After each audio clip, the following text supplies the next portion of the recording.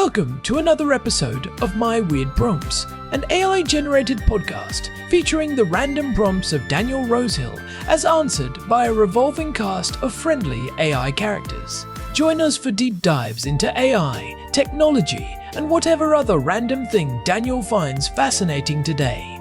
Subscribe on Spotify or your favorite podcatcher. Now, today's episode. My Weird Prompts is an AI-generated podcast produced by Daniel Rosehill, a verified human with documentation to prove it. While every effort is made to ensure our AI hosts draw from credible sources and run on cutting-edge models, they do occasionally make things up with alarming confidence. As with everything in life, and especially this podcast, treat all claims as spurious until confirmed to be not.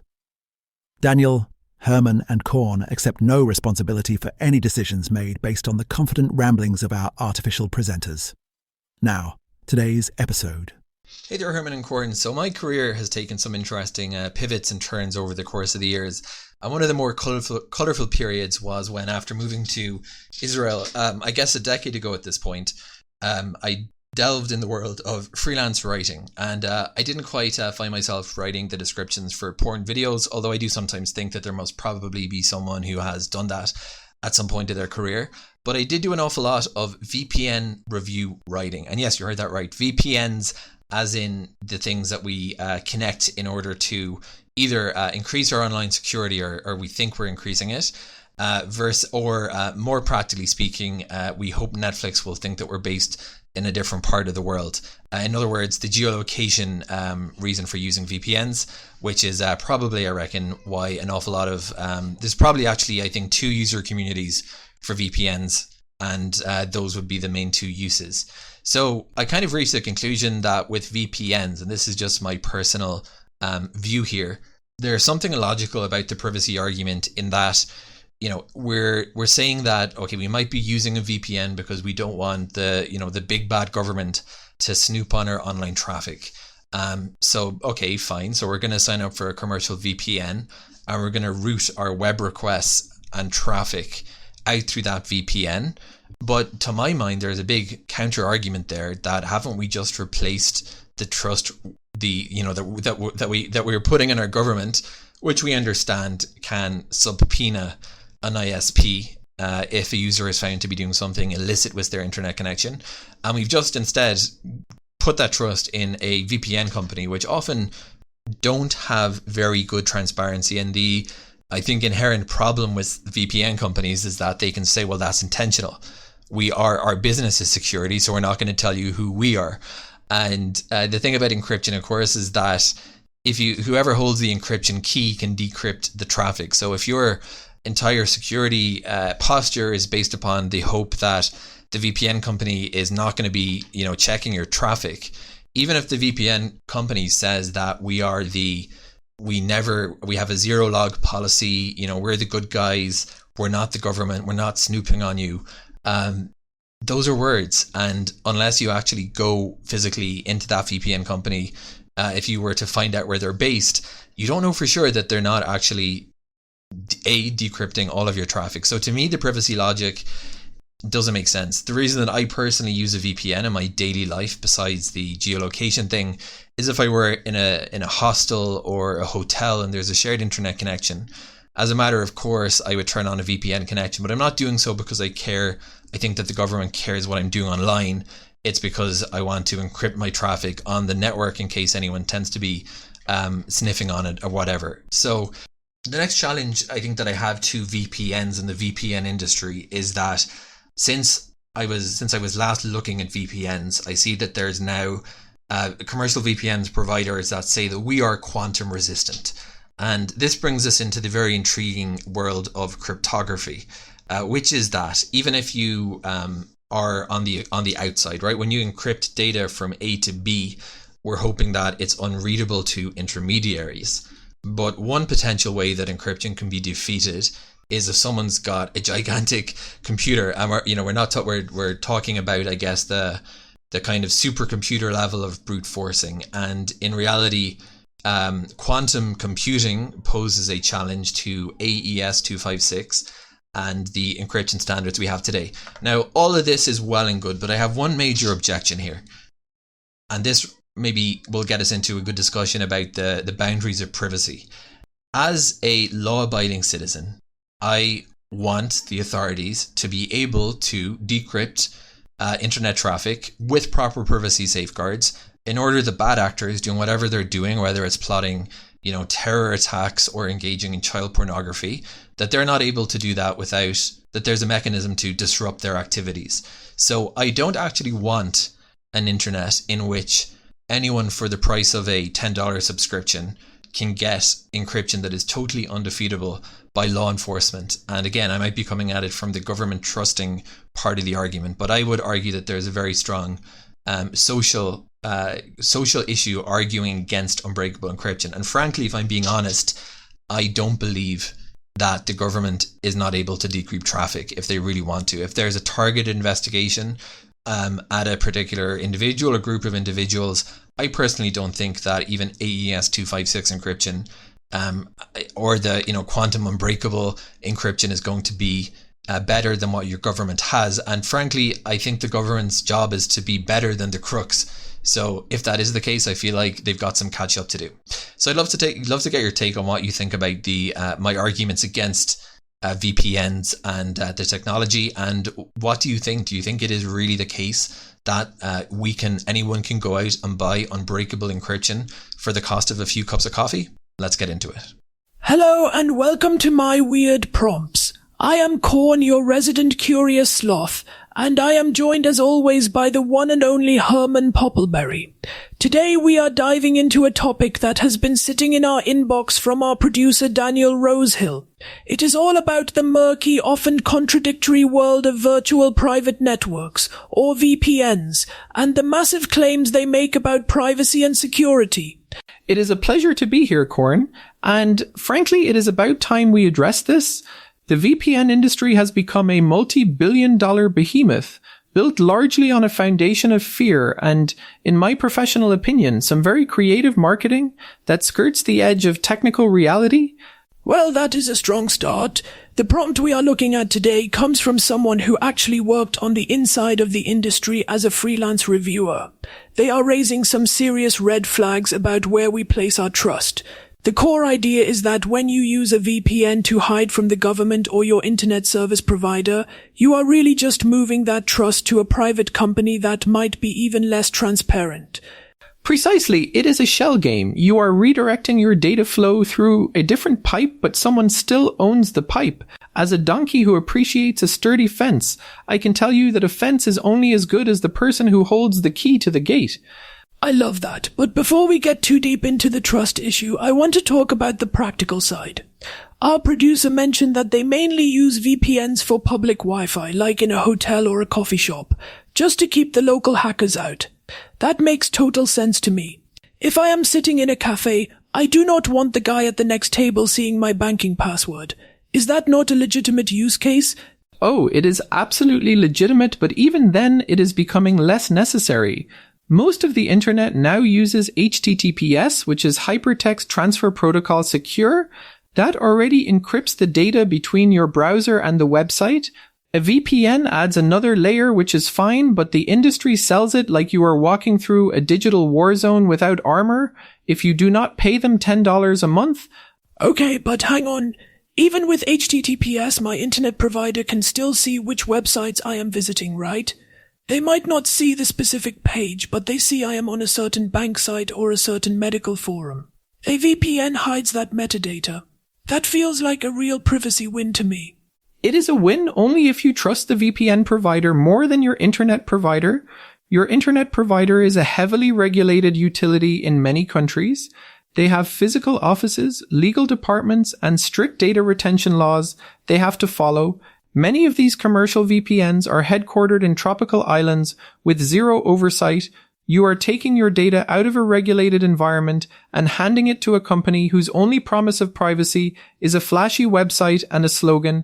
I do not know, Herman. I think you are being a bit hard on them. Some of these companies have had independent audits. They have proven in court that they do not keep logs. That has to count for something, right? Audits are a snapshot in time, Corn. An auditor looks at the server configuration on Tuesday, but the provider can change that configuration on Wednesday with a single command. And as for court cases, yes, a few have stood up to scrutiny, but dozens of others have been caught quietly handing over data or being owned by massive advertising conglomerates.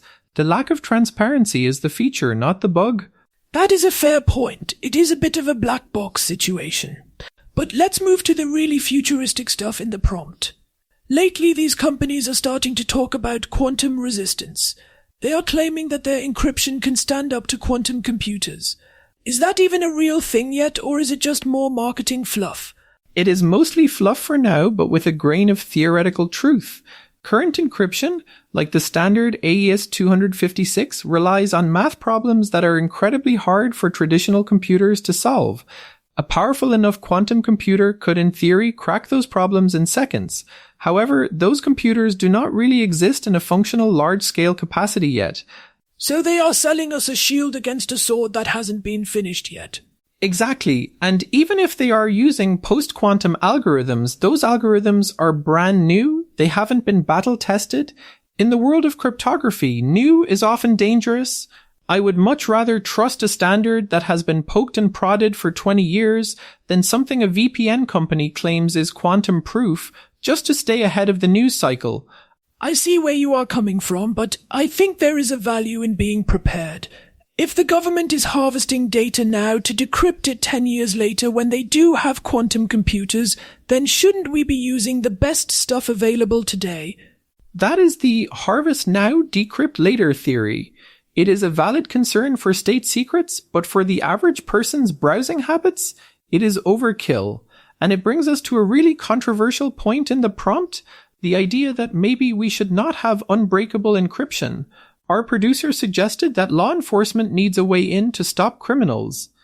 Yeah, that part really made me think. It is a tough one. We all want privacy, but we also want the police to be able to catch the bad guys. If encryption is truly unbreakable, are we creating a safe haven for the worst parts of society? This is where I have to strongly disagree with the premise of the prompt. The idea of a mechanism for law enforcement is just a fancy word for a backdoor, and a backdoor is a hole in the fence. If you build a door that only the good guys are supposed to use, I guarantee you the bad guys will find it and pick the lock. But Herman, we have search warrants for physical houses. Why should the digital world be any different? If a judge says there is probable cause, why shouldn't the police be able to see the data? Because physics doesn't care about search warrants, Corn. If you weaken the math to allow for a backdoor, you have weakened the math for everyone. You cannot have a lock that only opens for people with good intentions. It is mathematically impossible to guarantee that only the right people will use that access. I don't know, I feel like we are smart enough to figure out some kind of multi-key system, you know, like how nuclear launch codes work. You need 2 different people to turn the key. Maybe the government and the tech company both have to agree. You are oversimplifying a massive technical challenge. Every time a government has asked for this, security experts have screamed from the rooftops that it is a recipe for disaster. Look at the Clipper chip in the 90s. It was a total failure. We have to decide if we want actual security or the illusion of it. Well, before we solve the world's encryption debates, let's take a quick break for our sponsors. Are you worried about the invisible rays coming off your neighbor's microwave? Are you tired of your thoughts being intercepted by low Earth orbit satellites? You need the Lead Line Sleep Cocoon. This heavy-duty 1,000-pound sleeping bag is crafted from genuine industrial-grade lead and lined with recycled wool from sheep that have never seen a cell tower. The Lead Line Sleep Cocoon guarantees a deep, silent sleep, free from all electromagnetic interference and telepathic intrusion. Warning, do not use on second floors or near weak floor joists. May cause permanent immobility. The Sleep Cocoon, because your brain is a temple, and temples should be made of lead. Larry, buy now. Thanks, Larry. I am not sure my floorboards could handle that, or my health for that matter. Anyway, back to VPNs and trust. Herman, we were talking about whether unbreakable encryption even exists. Do you think a regular person can really buy unbreakable security for $5 a month? It depends on what you mean by unbreakable. If the math is solid, like AES 256, then even the most powerful government on Earth can't just brute force it. They can't just guess the password. But they don't have to. They can hack your phone directly, Or they can use a rubber hose, which is to say they can just compel you or the provider to hand over the keys. Right, the rubber hose cryptanalysis. It is much easier to break the person than the code. But the prompt also mentions that the government likely has capabilities we don't even know about. Do you think the National Security Agency has already cracked the standards we rely on? It is the billion-dollar question. History suggests they are always a few steps ahead. When the data encryption standard was created in the 70s, the agency secretly convinced the designers to weaken the key size, but at the same time they actually made it resistant to a type of attack that the public didn't even know about yet. It is a weird cat-and-mouse game. So it is possible we are using encryption that they already have a master key for? It is possible, but unlikely for modern standards like AES. The beauty of modern cryptography is that it is open. It is peer-reviewed by mathematicians all over the world. If there was a glaring weakness, someone would likely have found it by now. The real weakness isn't the math, it is the implementation. It is the buggy software, the weak passwords, and the human beings running the companies. That brings us back to the VPN companies. If the math is good but the company is sketchy, then the whole thing is a wash. I am starting to feel like these commercial VPNs are just selling a warm, fuzzy feeling rather than actual protection. For many people, that is exactly what it is. It is security theater. It makes you feel like you are doing something proactive about your privacy while you continue to post your entire life on social media and use a free email service that scans your messages for ads. It is a bit like putting a high-end deadbolt on a screen door. Okay, I have to stand up for the users a little bit here. People aren't stupid. They know a VPN isn't a magic wand. But in a world where we are constantly being tracked, isn't some protection better than none? Even if it is just making it slightly harder for the trackers?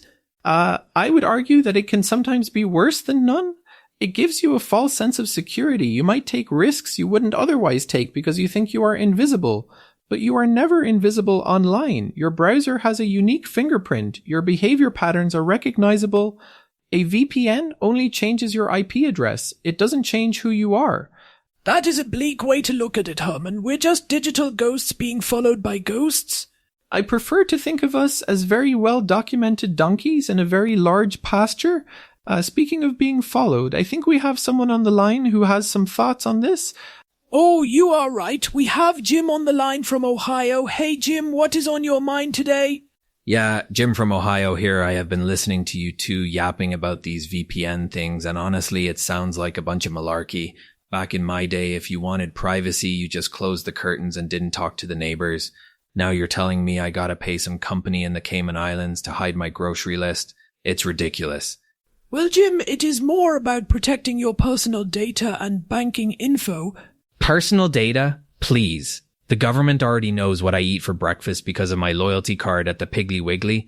My neighbor Dale thinks he's being real sneaky with his private browsing, but I can see him through his window plain as day. He forgot to buy curtains. That's the real privacy crisis in this country, the decline of quality window treatments. You make a colorful point, Jim, but digital privacy is a bit different from physical curtains. It seems to me like you're just paying for a fancy curtain that the wind can blow right through. And don't get me started on quantum computers. I can barely get my toaster to work without it tripping the circuit breaker. My cat Whiskers is more of a genius than these computers you're talking about, and he spent 20 minutes this morning trying to fight his own tail.